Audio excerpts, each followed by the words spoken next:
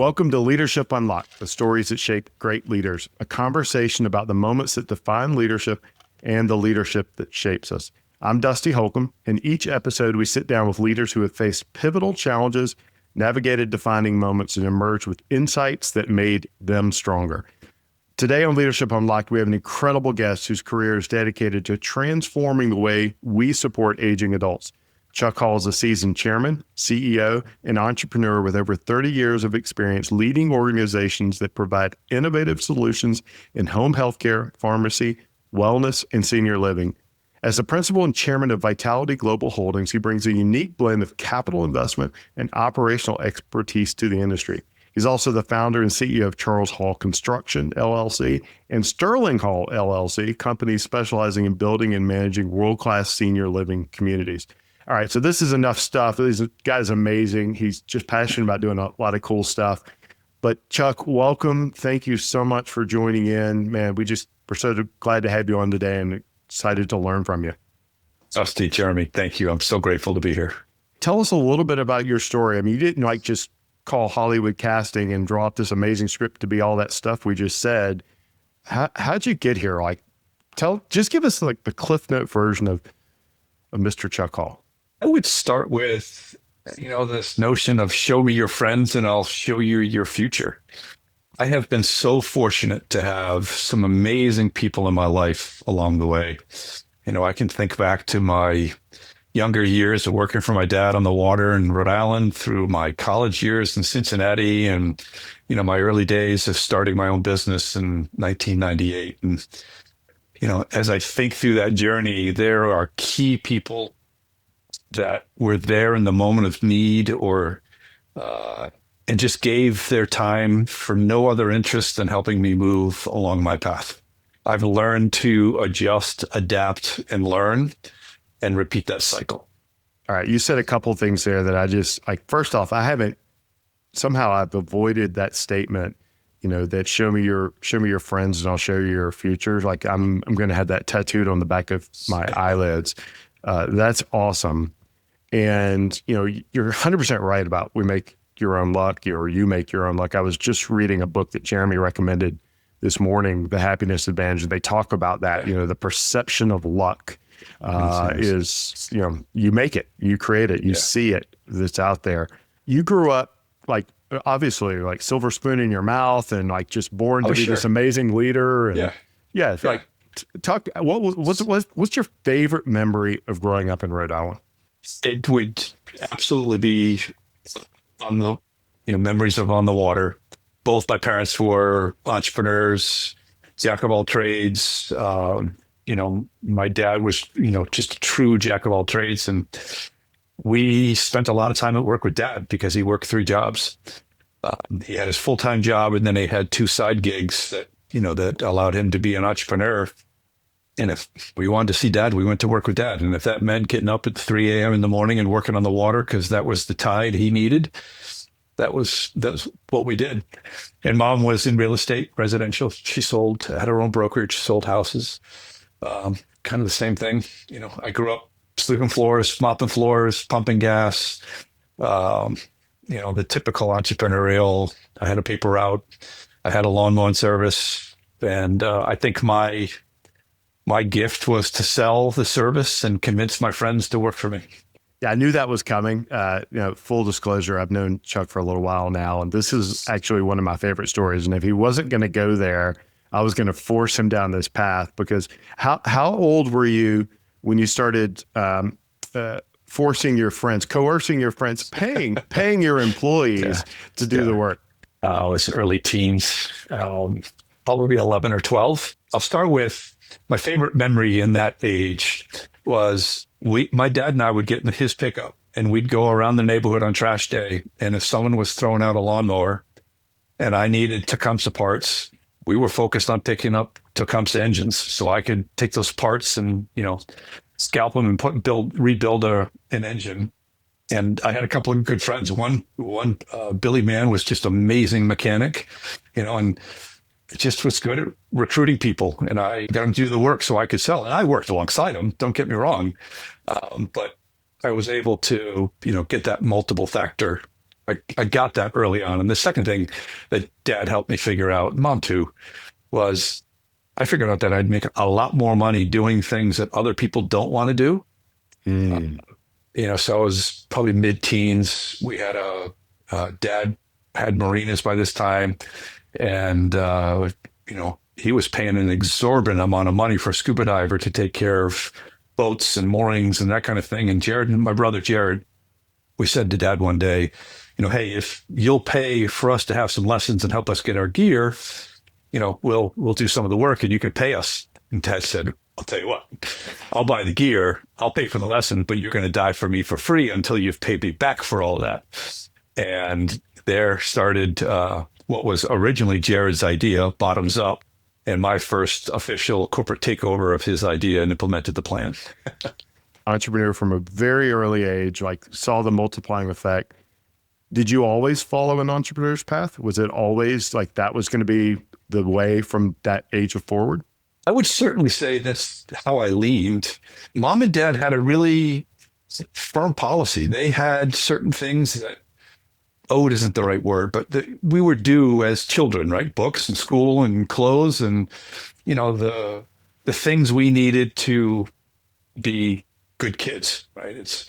But if Jared and I played soccer and we played a lot of soccer. If I wanted a nice Nike or whatever, the Samba or whatever it was at the time, I had to pay for it. If I wanted a new bike, I had to pay for it. If I wanted a runabout skiff to fish, I had to pay for it. So mom and dad instilled very early that we're going to get the basics, but if we wanted anything more than that, we got to be willing to work for it. I wasn't afraid to do the work. I enjoyed making the money. I enjoyed banking the money. And I enjoyed helping my friends make some money too along the way. Did those lessons carry forward to you when you became a dad? Oh, for sure. And the cool part of that is how Molly and I blended our upbringings. When Chase was 5 and Sarah was 1, I think I was about 32 years old. That's when I founded Charles Hall Construction. And I started it out of a pain point. I had been fired. And I needed to figure out, what to do and where to go. So flash forward a little bit. Chase is now in elementary school, which is 2 blocks up the road from where I opened the business. And Chase would walk from school. He would take out trash, clean up things, do odd jobs around the office. And my controller at that time would pay him. No allowance. It was, did you do your job? She'd inspect that he did the work and she would pay him. And then Chase would go across the street and buy a fresh loaf of bread or candy or whatever it was. They both had savings accounts where we had a matching program that if they worked and saved, and we would match it dollar for dollar. Chase goes across the street. Chase learned. Now, was your controller just going to give it to him, or did she hold him accountable? Oh, cool. There was definitely accountability. There was a set role with responsibilities and deliverables, and mind you, we're talking 5th, 6th, 7th grade, so it was reasonable. And for the purpose of this publication, child labor laws, it was all about helping the kids understand the lesson of you make an effort, you do a good job, you get rewarded, and it worked. Now, Sarah was much more motivated by the dollar than Chase was. Chase was much more motivated by books and learning, and Sarah, she knew how to multiply a buck very early in life. She was good at it. So I want to click on something you said. So age 32-ish, that's when you were made available to do other things. That's right. You were made available to the industry, as they say. So from the time, you're an entrepreneur in your early teens until that point, were you an entrepreneur or were you working for somebody else? I went to the University of Cincinnati, put myself through school with my carpentry and, general Mr. Fix-It skills, graduated and went to work for Turner Construction Company. And at the time, they were the world's largest general contractor. I was working for someone else until I was 32. But I think I had a couple of different jobs in between there. So it's really, you were unlocked to go after this entrepreneurial thing when somebody said, hey, what you do, why you do it, your way isn't fit for here. I've just always had this mindset that I have confidence in myself. I have the confidence that I can deliver, and I know enough about myself, and I'm willing to, what's that saying? Be comfortable with being uncomfortable. Mm-hmm. That I was willing to lean into things that most people weren't. So when this opportunity came, my hardest sell was on Molly, right?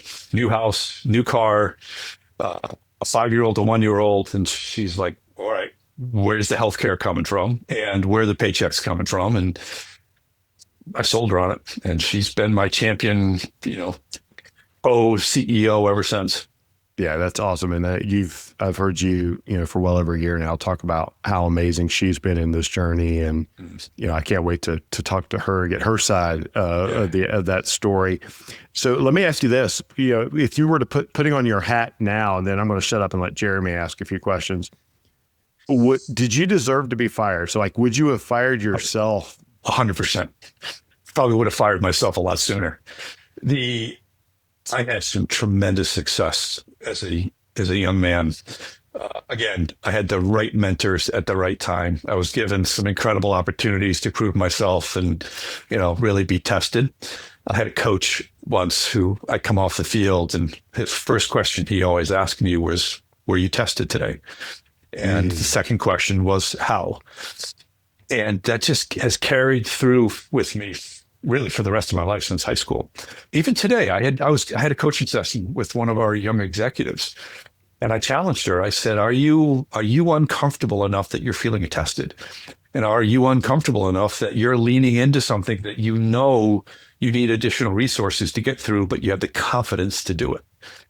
That's been my career. I've just been really lucky. So you play that 23-year-old to the 32-year-old, I had some really cool. I was working on deals in the Far East and the Middle East and downtown New York. And, in my later 20s and early 30s, I was running offices for other big construction companies, 50, 60, $100 million deals. And my ego wouldn't fit through a double door. It was just so out of control.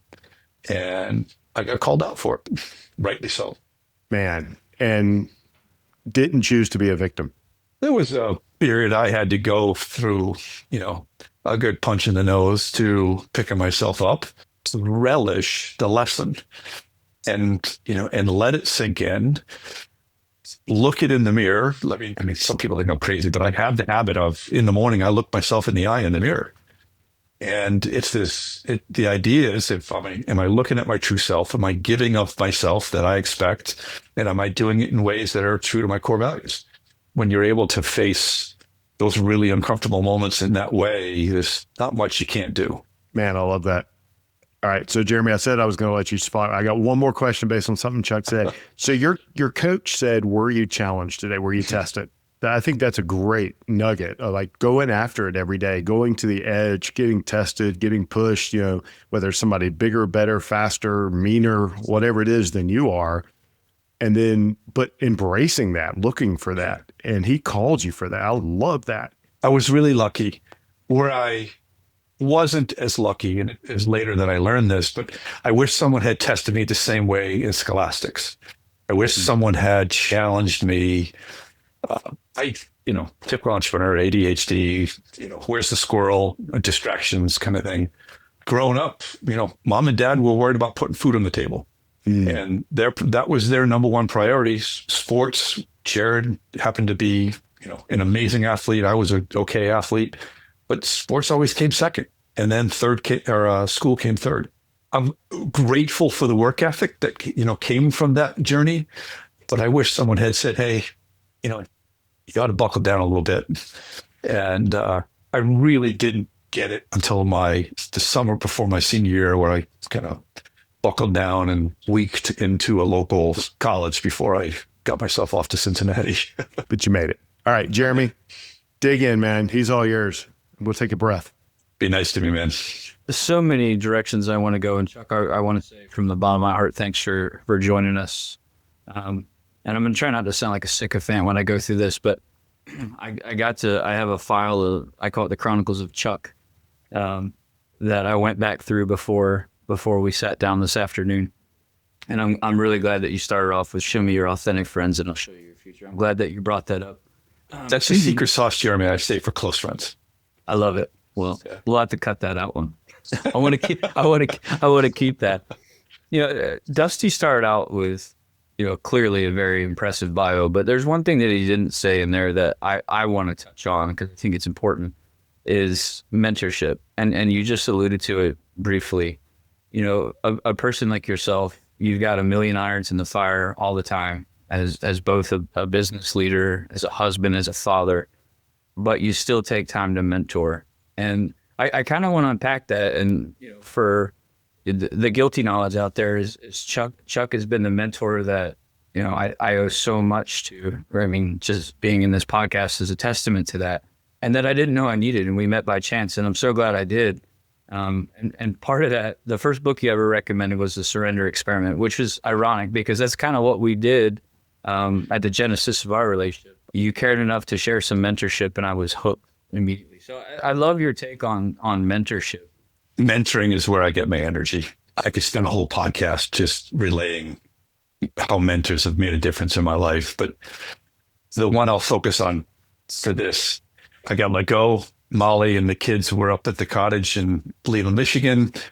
I drove home from St. Louis, went to Chicago, dropped my stuff off, and went right to the cottage. And I was really lucky. Molly's father had unfortunately been through a similar circumstance a number of times. And Mr. Dick Gettle, our next door neighbor, owner of Gettle Construction, one of the most famous foundation companies in the world, lived next door. And Mr. Gettle and I spent many a summer on his front lawn, looking at the lake, talking about business, exchanging stories about job sites and tradespeople and, building the trophies that I hope to build someday. And through that thread was always this notion of being an entrepreneur. I'm in victim mode for sure. I get up there. He, gives me a little pat in the back and then a good smack in the back of the head. And it literally, I'm not going to remember the exact words, but it was literally like, Paul, you've been talking about being an entrepreneur ever since I've known you. If you don't do it now, don't you dare ever bring it up with me again. He was former military, a military academy grad. There was some prettier language in there than that. But the point was, now's your time, dude, take it. And Mr. Gettle was by my side, giving me that wisdom that he, took a lot to earn. And he imparted it to me simply because he could, and simply because I showed up to the conversation looking to give back. I just didn't show up to take. I showed up. We had a subject to this day. He always had an Economist magazine on his coffee table. And he was very passionate about world politics and how it impacts economics and how it impacts, just lives in general. And, I couldn't afford it, but I bought it and I would read it. And so I could make sure that I could have a conversation with him on a subject that he really enjoyed. Flash forward to today. I'm in a position that I'm able to give back. It means the world to me to find someone who's interested in reciprocating that relationship, because I learn every time I'm engaged in that conversation. I grow every time I'm engaged in that conversation. And ultimately, I'll go two different directions with this. One is I was raised, my dad was always involved with some form of local politics, zoning board, whatever. And Dad's belief was, if you're going to complain about something, you better be ready to do something about it. Right? So that's one. And, two, be the leader you wish you had.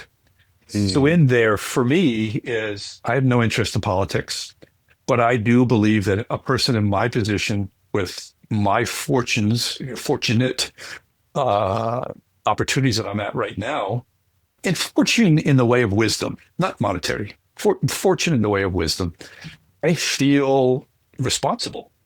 I feel responsible for seeking the opportunity, right? I create the invitation. Sometimes people take it. Sometimes they don't. We met over, I just put the word out. Hey, I said, hey, I'm going to breakfast. Is anyone at this this fundraiser that has an interest, come join me, right? And 3 of you guys showed up, and we were at that table for what, 2 or 3 hours? I get a lot because I feel like I'm giving a lot. I will say it definitely comes through in those conversations. And for me, and I think that cohort of individuals that you mentioned at that breakfast, it was kind of shocking to us in a good way. The world being what it is, someone always has an angle, but it was genuine mentorship, and it continues to this day. I'm proud to say, and I'm thankful to say, since we've been going on quite some time now, just by an off chance meeting, and I am thankful for it. And I think you just gave us the subtitle for the podcast, like "Be the leader you wish you had." I love that. That went into my next volume of Chuck Chronicles. So thanks for that. We all are influencers in our own way. And, Dusty used the word victim. I like to be a challenger or a coach. I naturally fit into those 2 categories. Again, I feel responsible. We lead a large organization. I have a number of amazing executives that I work with. And why not practice the change, the wish, however you want to put that adjective, to what you want the world to be? Who else could influence those that work with me than me? Right? It's right. I'm willing to make the time. I'm willing to put in the effort. I'm willing to show up as the curious learner. But most importantly is I'm willing to show up and listen. And if you create that opportunity for conversation, we can change the world ourselves. We don't need someone in Washington to do it for us. Right. Absolutely. I want to pull one more thread on this before we go any further. The challenger aspect, especially in a mentorship role, I think is a huge keystone for folks to take away from this, because in those relationships, it's so genuine. I learn from you, you learn from me, that it sets the conditions to be an honest challenger. And I often say that when I talk about Chuck Hall as my mentor, like he has a way to cut through everything and get to the core of me, but it's with tact and respect, and it's not off-putting. It's, hey, this is what you need to see. I'm going to learn, but I'm also going to challenge you. And I think from this side of that relationship, it makes us all better. So I think for a lot of leaders out there, setting the conditions that have that type of coaching or mentor relationship creates the space for that candor, for that tact, for that challenge that really makes people better than they ever knew they could be. So thank you for that. Thank you. Well, thank you for that feedback. That really helps. Yeah, I want to say, I think knowing both of you, it's because it's so important when the leader shows up and is the challenger, but they're doing it for the other person. They're not doing it for their own ego. They're not doing it for, to show how smart they are. They're saying what needs to be said for the other person to benefit, and with genuine care, with authentic care. It's that authenticity word that you talk about, your authentic friends, your authentic challengers showing up to make you better. And you know that. And we all, I won't speak for you, but I can certainly say that I've been in places where I know people aren't challenging me for me. They're challenging me, because it's something they're going to get from it. And there's a huge difference. One of my favorite references is that Joseph Campbell's hero's journey. And, in that journey, there are set stages that everybody goes through as they learn through experiences or however. One of my favorite moments in mentoring and coaching is when I am with that person in a threshold moment. They've accepted the call. They're working on the challenge. They're 1 foot across the threshold. And whether it's fear, anxiety, uncertainty, whatever that is, it's holding them back from crossing that threshold with the other foot. Being with that person in that moment is such a special thing. And to watch that person grow in front of you and then go on to finish the cycle, it's such a powerful thing. And, it happens 15, 20% of the time with the work that I do.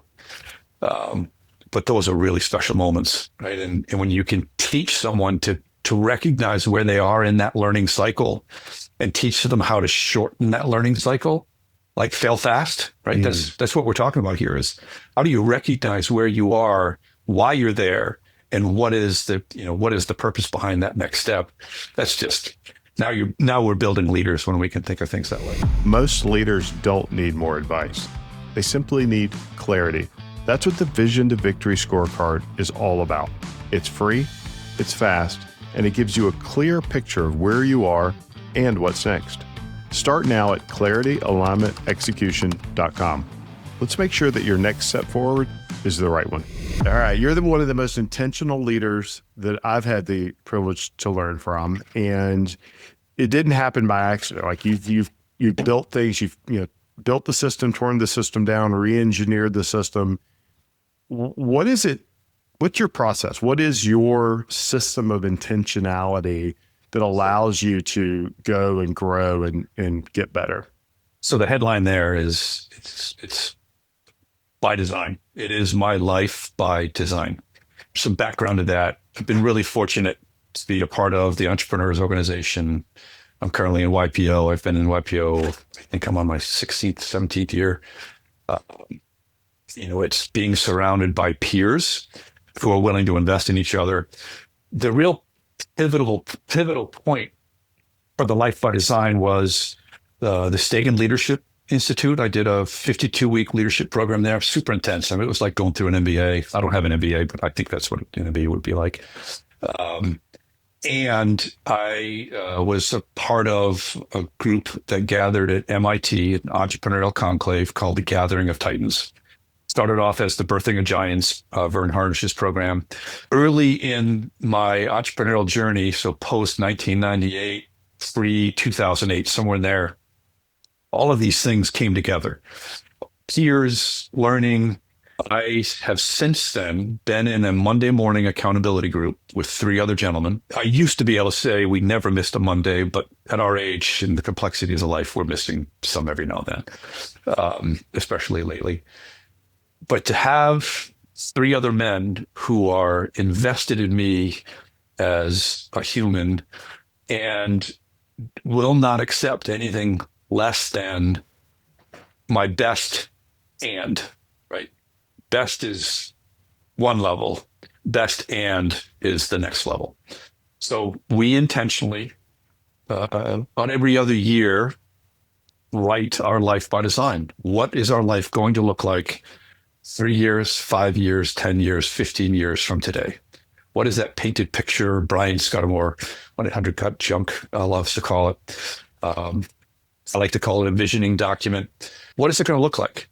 And what I have found, and I think I've proven it, is when I can clearly codify and articulate my vision in a way that people who work with me or I work for can also understand that vision, get out of my way because it's going to happen. And, I've built a career and I've built a lot of success around that mindset. When you write this document out, when you write your vision, when you update it, are you writing down things that you know are going to happen, or are you stretching yourself? Are you pushing? It's a bit of both, more the latter than the former. It's making statements like, so this is current, right? So I'm 59. When I am 65, when I am 70, my relationship with Molly will look like ... My relationship with my children and grandchildren will look like ... The experiences that I plan to have in the outdoors will look like ...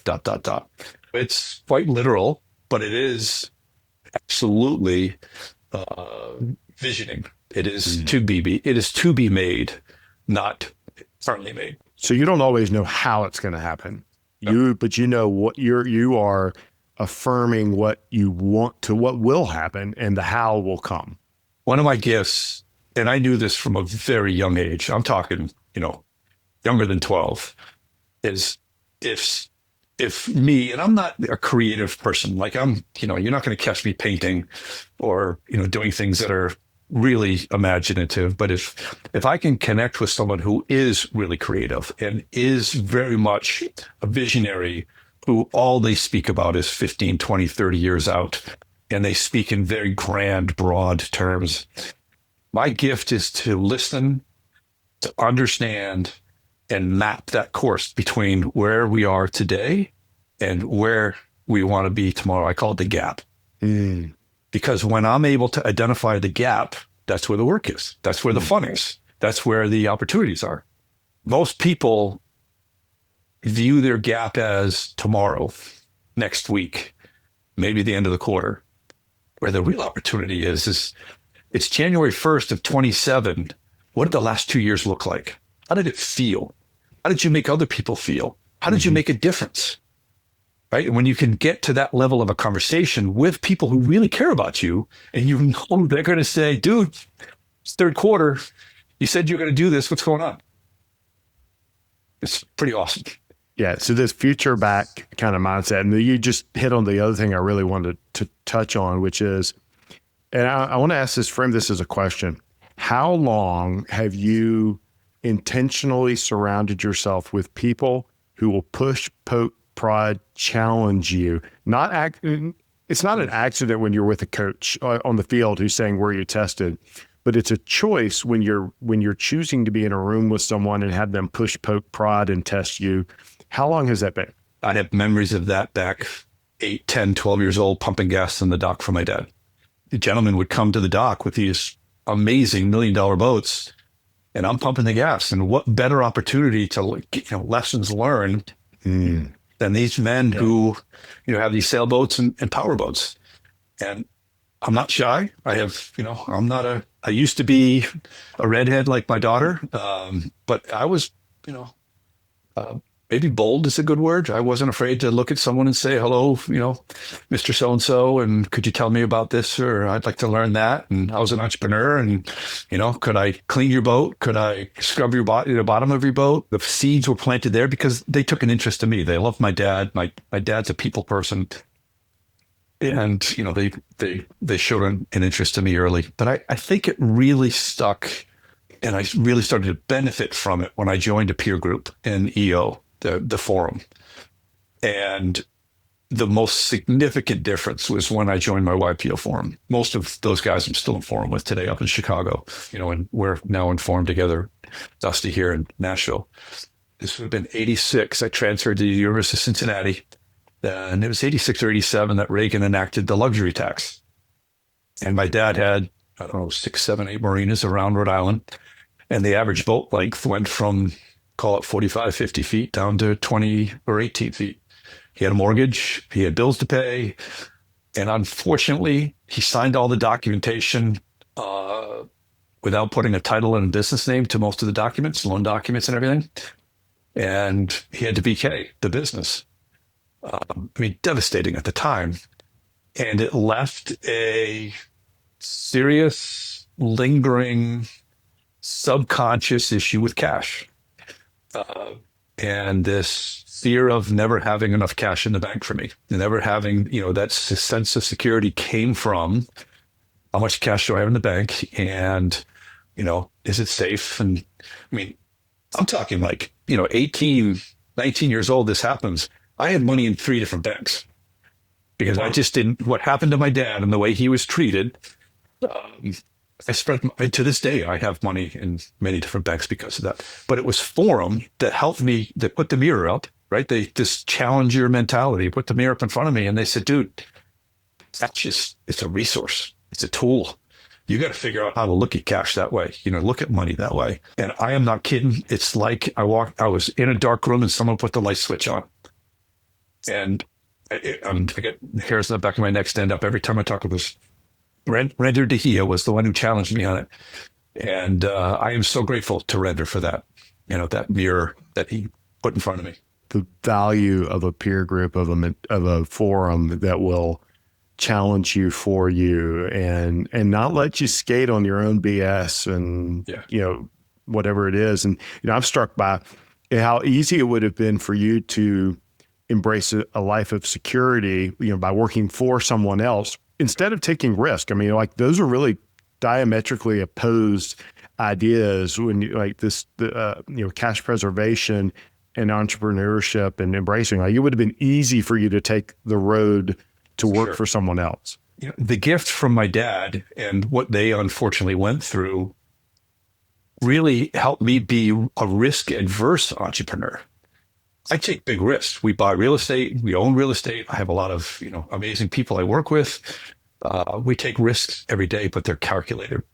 And for every calculated risk we take, I make darn sure we've got processes and procedures to back it up.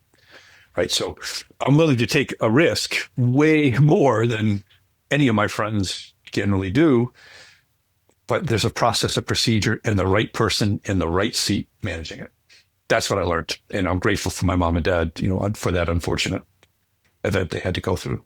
Yeah. So you didn't just stay in one mindset. You said, okay, there's a way to solve for this. Right. I love it. All right. So let me ask you this.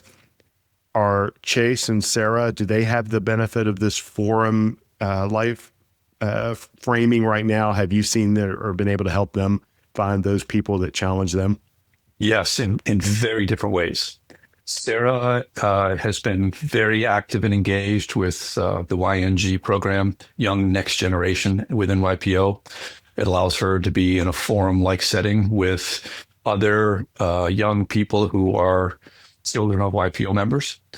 And she's gotten so much benefit out of that. I mean, she now leads the YNG chapter here in the Southern Seven.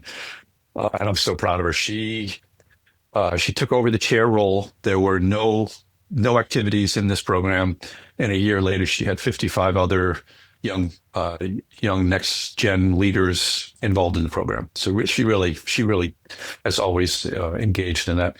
Chase took a different path. He was in a fraternity in college, and it was really important to Chase that he cut his own path.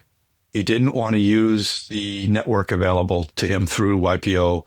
He was very passionate about creating his own path. And it is. I'm dad, right? It's, hey, dude, I see where you're going. I got in Chicago. We said, we got a guy, right? And I got a lot of guys, a lot of people, a lot of friends that always want to help out. And Chase was, Dad, I got it. I want to earn it myself.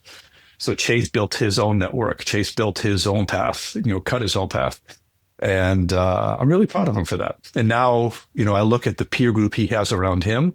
What is it going to be? 34 years old and CFO for a $250 million business. He didn't get that handed to him.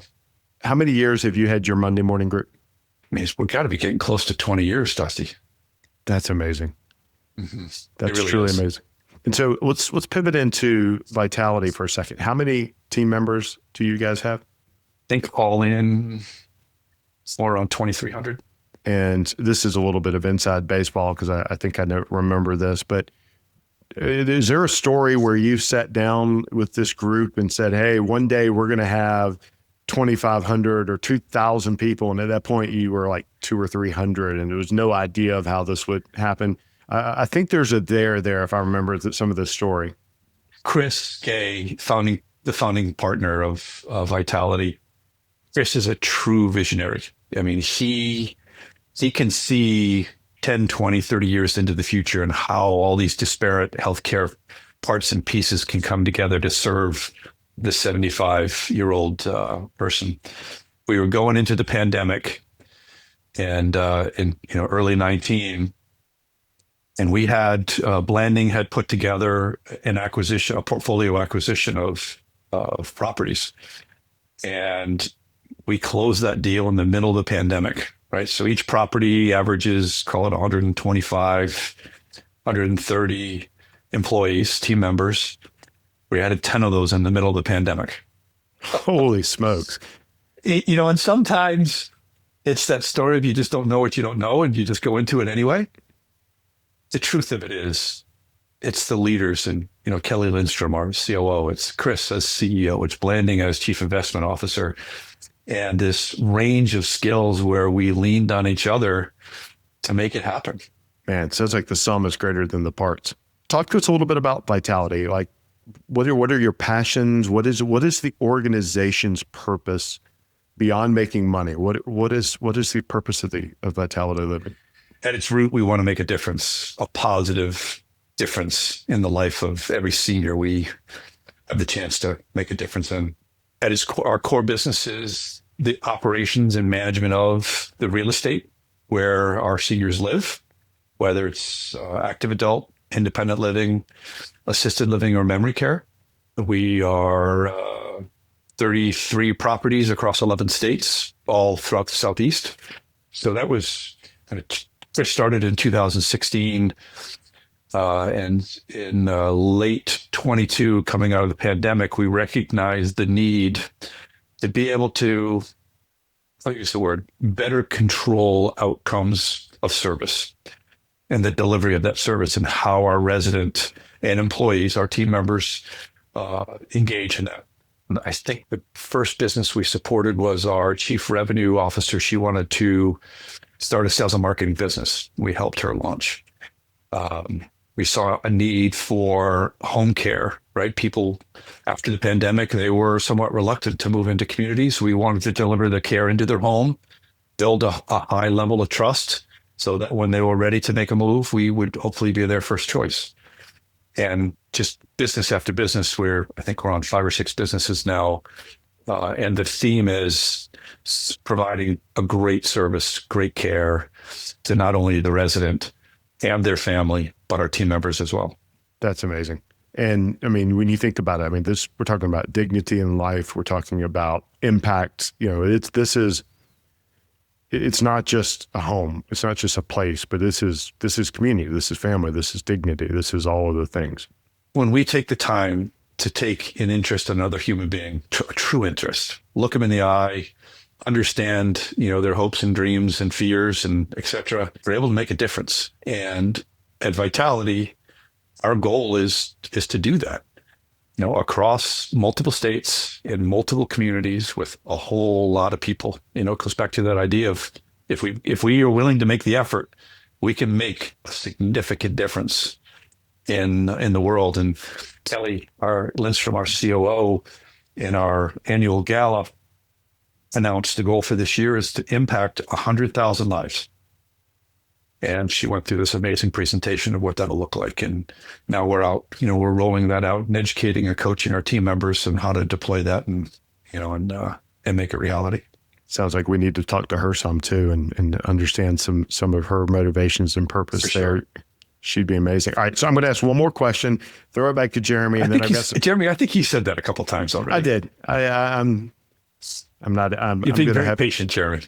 What's your favorite story from Vitality? Like, what's a story about like one of your residents or guests? I'm not sure what you call your resident there, but what's a favorite story that brings to life why you do what you do? For me, it's my experiences when I visit memory care.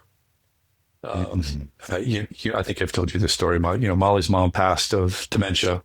It's the worst, most horrible disease there is on the family members, because once someone reaches a certain point, they really don't understand what it is they're experiencing. But those around them, serving them, who love them, they're the ones who really lose. And there's more stories than I can count. So I'll, aggregate it into our goal of Vitality is that person in memory care who's under our care should have the same experiences as the person that's living with us in independent living or assisted living. Quality food, quality of services, their daily activities, their engagement in life. Seeing that in action, Dusty, again, it's, the hairs on the back of my neck are standing up. It's truly God's work. This is a hard business, and our teammates who are on the front line are doing hard work. And most of them do it because they're called to do it. And our opportunity is to give them the resources, the learning, to be the best at that. Thanks for sharing that. And I can't imagine how powerful that impact is, not just for that resident, but for the family who sees that, because they're, as you said, they're struggling because grandpa's not the person they've remembered. Yeah. And if we are delivering on that promise, that radiates through the whole community. Every other resident, every other teammate feels that, engages in it, participates in it. Thank you for sharing that. So a two-parter here. One, what's on the nightstand? What are you reading now? And the second part to that is you're going to a desert island. You could take one book. What would that be? I just finished Conclave, and I want to preface this. I am in a period of pleasure reading. I go through periods of learning for reading, and I go for periods of pleasure reading. I'm in pleasure reading right now. a book Kelly gave me for Christmas. It's the Moth series, all short stories. I've just started that, and the title of it is escaping me. But just wonderful real life stories, short stories about how humans engage in the world and their experiences from it. Awesome. That's awesome. We'll throw that in the show notes for sure for everybody. Yeah, it's a great book. And then the other one is the one that's on deck is Pompeii. I like historical fiction, so I tend to, because there's a learning. I know it's not facts, but it's based on fact. I love reading historical fiction, particularly before 1800s. I'm amazed at the human grit and how those stories are woven together. And what book do I bring to a desert island? The first one that jumps to mind is Atlas Shrugged. I've read that book 2 or 3 times now. Each time I read it, some new part of the story unfolds for me. It's one of Chase's favorite books as well, and we have fun. We have fun talking about that. So that comes to mind. Is that a pleasure read or a growth read for you? Probably more pleasure than growth. I find now when I go to learning-based seminars, most of it I've learned some point along the way. It's that, little smack on the side of the head and say, hey, this would be a good one to remember and practice and go back to, kind of thing. Atlas Shrugged is like that for me. This notion of free will, this notion of, you need to earn it in life. And then there's that whole aspect of freedom that's threaded through that book that just means a lot to me. I love it. Fantastic. I'm going to rewind the tape before I push this back over to Dusty, because I think there's a public service announcement I want to bring out in context of your life by design. And you talk about the opportunity in the gap. One thing that we didn't talk about, but I think is incredibly powerful with that tool that you talked about, which I'm proud to say that I have adopted thanks to you, was the power of no. And it's something that Dusty and I have riffed on quite a bit. But using that not just to say where you're going, but to fend off what are really some great opportunities that just aren't aligned to where you're going. If you go looking for opportunity, you're going to find them. If you go looking for problems, you're going to find them. In life, when I think of myself open and curious, I see a lot of opportunities. I am presented with, whether that opportunity is a relationship, whether that opportunity is an investment, or whether that opportunity is some activity. The life by design creates foundation, like an anchor, that when I'm feeling uncertain, lost my compass bearing a little bit, I go back to that life by design document, and it centers me and it helps me look at, am I getting from the relationship what I'm getting? Am I learning from this activity initiative in a way that's going to shape and grow me along the path that I want to be on?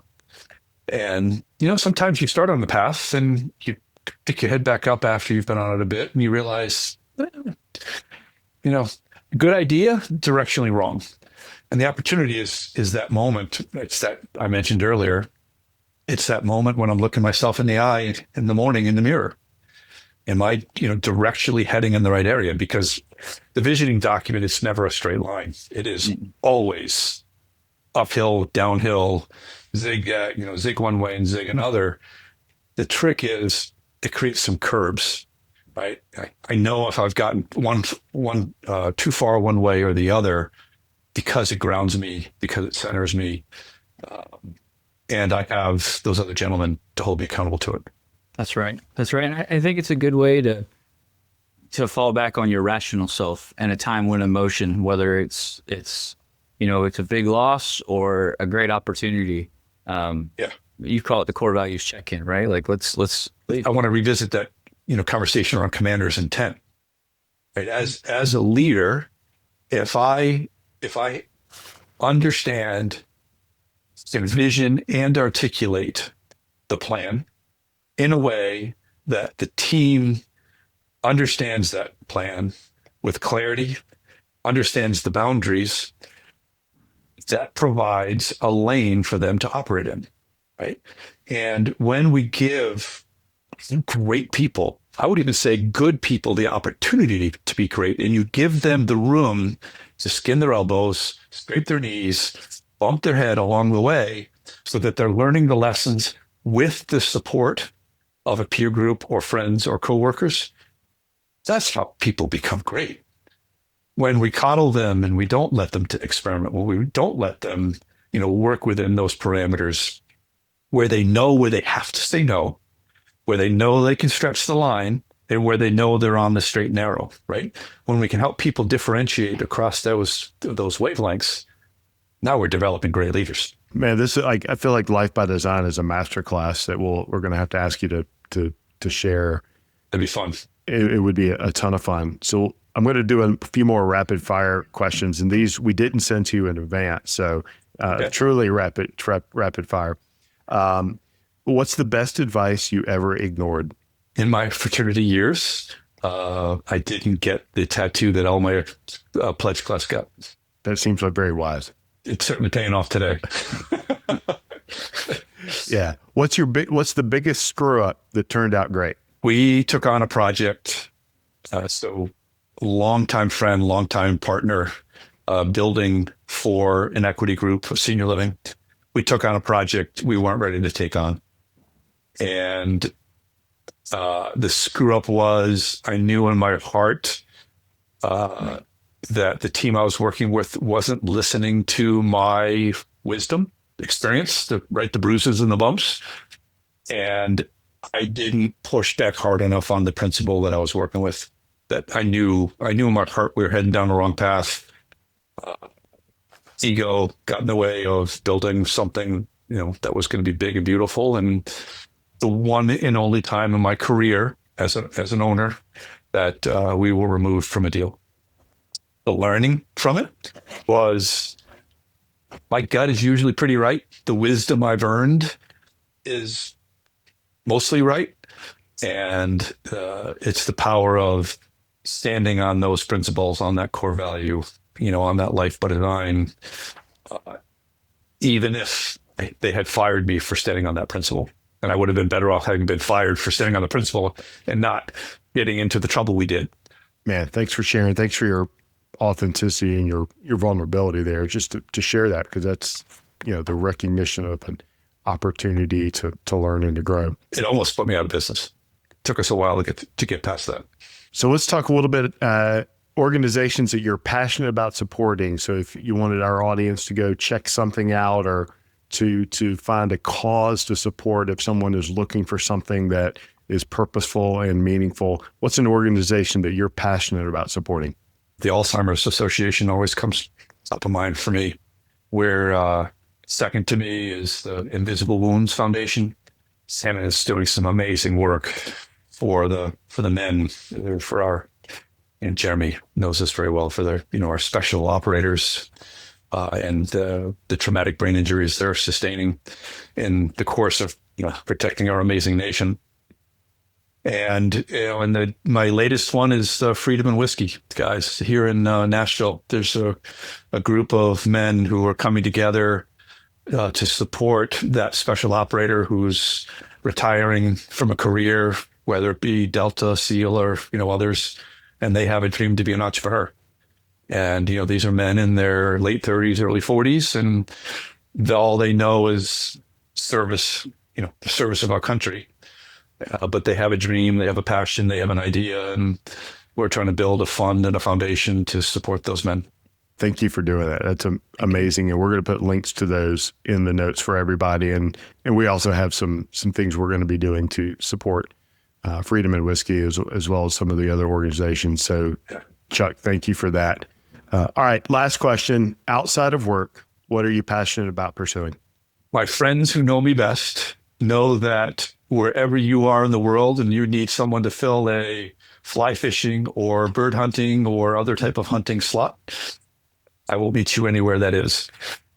So there's something very centering for me when I have a fly rod in hand and I'm, shin or deep in water, in a nice stream. And to me, second to that, there's nothing better than, working a gun dog on the field and watching nature at its absolute beauty. Watch that dog work a field. After that, you'll find me in the woods. I love to hike. I love to bird watch for birds of prey, and hike with the dogs. That's awesome. Thank you again for sharing. Where can people learn more about Vitality Living? And if they're purpose driven and called to, to help your residents or to help someone, live better, where can they find out more about what you do and what Vitality Living does? Yeah, thank you for that. It's myvitalityliving.com.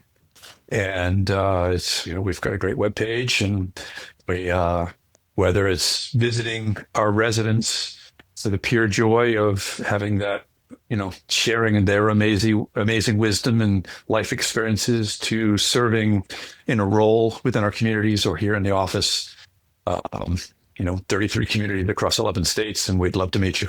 I want to just double down on that too. Like, if you're looking for a place that loves your family or cares for your family as much as you do, like, I'll put my name on it. That go with Chuck and Chuck's people.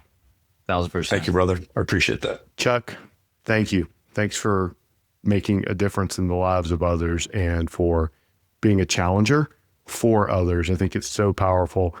You're an intentional leader. You're an authentic leader. And I think as much as anything, you're a learner. And, thank you for letting us learn from you today. I'm grateful both of you are in my life. I mean, you both mean the world to me. Thank you. Likewise, Chuck. Thank you. All right, guys. Be well. If today's episode gave you something to think about, something to apply, then there's more where that came from. Head over to arcusgroup.com and sign up for our newsletter. It's where we share tools, insights, and our leadership frameworks to help you lead with more clarity, more alignment, and more impact.